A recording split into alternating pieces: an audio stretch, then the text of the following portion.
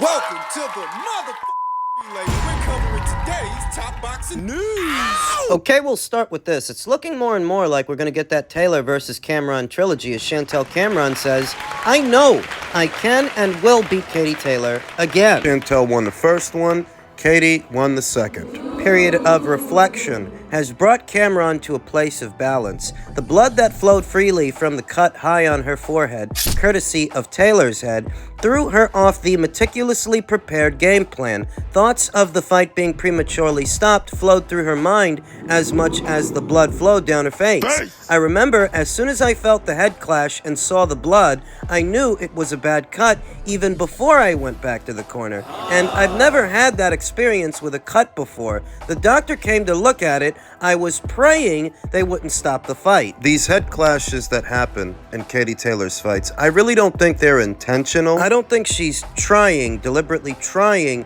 to headbutt the other girl so much as when she's mid-range to inside and getting off her combinations, she leads with her face. Cameron lost her focus. The early moments of the fight dictated what then came. A knockdown missed, her features a crimson mess. The momentum of the fight was against her. Kerry Kayes, my cut man, was amazing. He ensured the doctor wouldn't stop it and was stopping the bleeding each time, Cameron told Fight Post. I had so much trust in Kerry, and what a good cut man he was in there, but I was still so worried about how bad the cut actually was, as blood was everywhere. Cameron bravely battled on, a desperate struggle to retain her world titles. It was a night where many a battle was raging. It was close, certainly a much closer fight than the first time around. And it looks like we're in store for a third, as Katie Taylor has already vacated 2 of the 4 alphabet titles she's held at 135. She means to campaign at 140 moving forward for what remains of her career, and next stop seems to be a Chantel Cameron trilogy.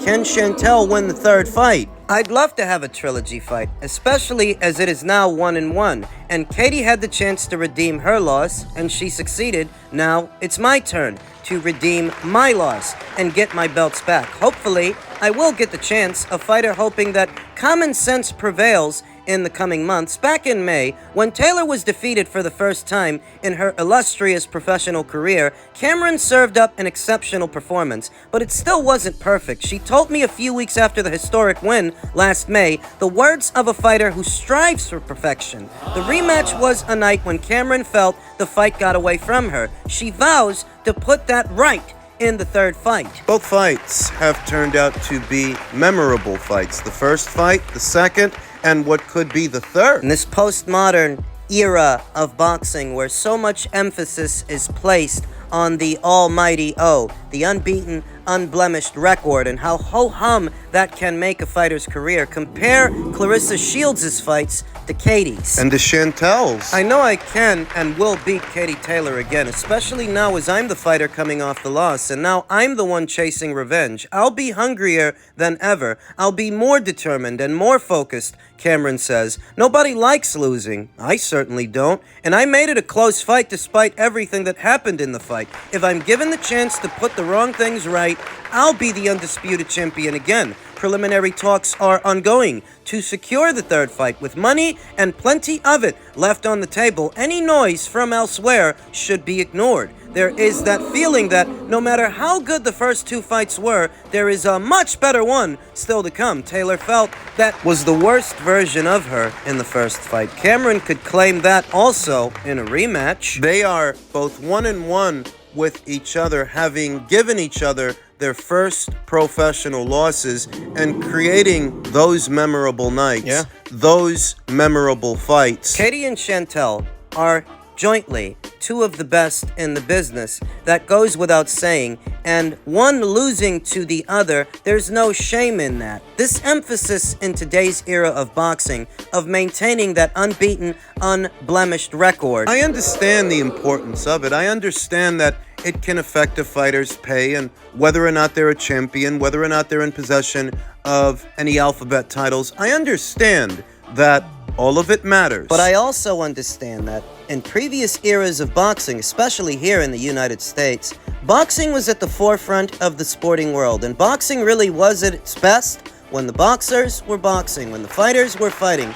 Unbeaten record, or not. In giving each other their first professional losses, they created a lot of memories and a lot of excitement, and ideally for a boxer, that's what you want. Unblemished record or not, you want to create excitement. You want to make the fight fans excited. Which is actually a lot more important than people think. If a fighter can regularly create excitement with their fights, when the fans are excited about you, they're going to talk about you. Yeah. They're going to watch you. Yeah. They're going to support you. Yeah. And that is the end game. That's what everybody wants. The promoters, the managers, the fighters. The moral of the story, and what I'm essentially getting at, is that even though no fighter likes to lose, wants to lose, or trains to lose, it certainly does make things interesting between Katie and Chantel that they both beat each other, and that gets more eyes, even more attention on the sport. And that's the end game, isn't it? That's what you want. You want people watching you and talking about you. It only adds to their legacies and the overall interest in them. That's the silver lining. Men's super lightweight news. Ahead of what was this past weekend's Golden Boy promotion show, Arnold Barboza detailed why he left Top Rank for Golden Boy, saying, "I needed a promoter who is going to be behind me all the way." And perhaps Arnold did not feel that was the situation at Top Rank. Arnold Barboza Jr. is pleased with the end result to an otherwise forgettable 2023 campaign. The unbeaten junior welterweight contender is confident that he is exactly where he belongs as part of the Golden Boy Promotions family. The Oscar De La Hoya-headed outfit is based out of his LA hometown, one of several factors that made it a no-brainer to sign with them in November. It's the best decision I think I made. Basically, Oscar runs LA, and I'm an LA kid, Barboza said of the move. I think the world wants to see more of me. And I myself said the same thing, that for Arnold Barboza, a fighter of Mexican descent, Oscar De La Hoya, he seems to have his hands on the pulse of the Chicano fight fans. It's not a one-way street, though. Where Sinicia Estrada left Golden Boy for Top Rank, Arnold left Top Rank for Golden Boy. And so did Jose Ramirez, former unified champion Jose Ramirez, who's a bit of a draw on the West Coast. It seems an ideal pairing, Jose with Golden Boy, Arnold with Golden Boy. The last year or two has been up and down, said Arnold. I needed a promoter who is going to be behind me all the way. Did he feel like Top Rank wasn't? Before this past Saturday, Barboza had not fought since a 10-round unanimous decision win over former two-division champion Jose Pedrazia last February 3rd in Glendale, Arizona. The bout was his last under his previous promotional contract with Top Rank, from whom he secured his release in July. The move came months after he was pulled from an ordered IBF eliminator versus Australia's own Liam Pato, which would have landed on a matchroom boxing card. Barboza also abandoned talks for a separate title eliminator versus Jose Ramirez. Both are managed by Rick Mirrigan. And Ice told you, that fight between Arnold and Jose, in spite of being ordered twice by two different alphabet organizations, I told you, that fight won't see the light of day. Rick's not going to match two of his guys against each other. Barboza reached the point where he no longer felt like a priority, a feeling that went away once he met with the Golden Boy team. He made his Golden Boy Promotions debut this past Saturday, saying, "I see big things in 2024. I want a world title shot all the way." It's not that I think Top Rank wasn't all the way behind Arnold. It's not that I think Top Rank deprioritized him. I think Top Rank just ran out of ideas for this fighter. Arnold wanted a fight with Teofimo Lopez, but Teofimo didn't want to do it. He didn't want to give this guy the time of day. And in that situation, Top Rank couldn't force Teofimo to fight him. He couldn't force Teofimo to do it. Maybe Arnold took it personal and gets the feeling like he's not important to them anymore. He's not important to Top Rank because they didn't make that fight for him. I think he spent something like a little over a year calling for that Teofimo Lopez fight, openly calling him out. You would think that because both guys are on the same side of the street, it should be an easy fight to make, and it would be if the other guy wanted it, but Teofimo didn't. Make of that what you will, but when both guys want it, and both guys are on the same side of the street, the fight really is that much easier to make, but one of them didn't. Top Rank ran out of ideas. They ran out of fights to make for him, for Arnold. So he changed his decorum, and he's with Golden Boy Promotions now, but his desire to face Teofimo, it hasn't gone away. Say now. Say now. Say now. Hey, say now. Say now. Say now. Barboza está. Take on the fire, no. That's why he won it.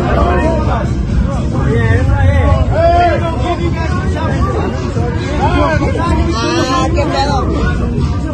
Where's your fucking has nothing to do with you. Where's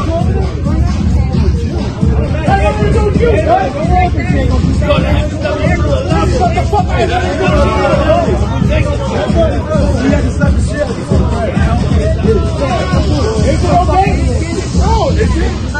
Hey, Teo, don't be hiding back there. Come over here.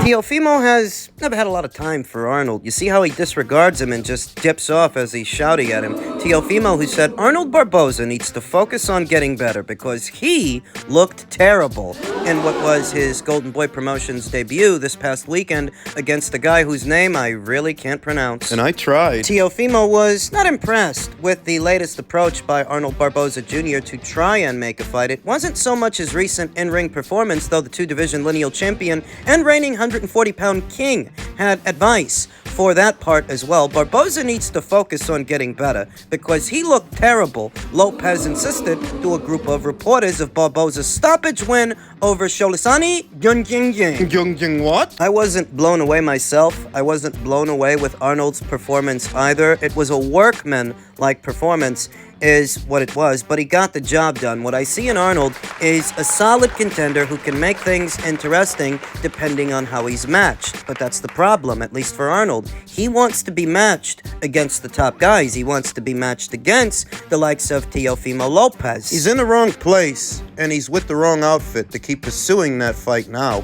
If it didn't happen when you were with Top Rank, it's not gonna happen now that you're with Golden Boy. The existing history between the two dates back to when they were both under the Top Rank banner, and Lopez's team even mentioned Barboza as a potential future foe. The bout never materialized, and Lopez went on to dethrone Scotland's Josh Taylor for the WBO 140-pound championship, while Barboza has struggled to get the top players to look his way as one of the division's high-risk options. Lopez and his team were in attendance at Virgin Hotels in Las Vegas, where Barboza made his Golden Boy Promotions debut this past Saturday. Barboza made his way back to the arena floor sometime after his bout, where he and his team ran into Teofimo Lopez Sr. Words were exchanged. Irrespective of the discord and shouting matches between the teams, the truth is that Arnold's not going to get one of those high-profile names in the ring until he becomes the mandatory challenger for them. Perhaps Rick Merrigan shouldn't have pulled him out of that fight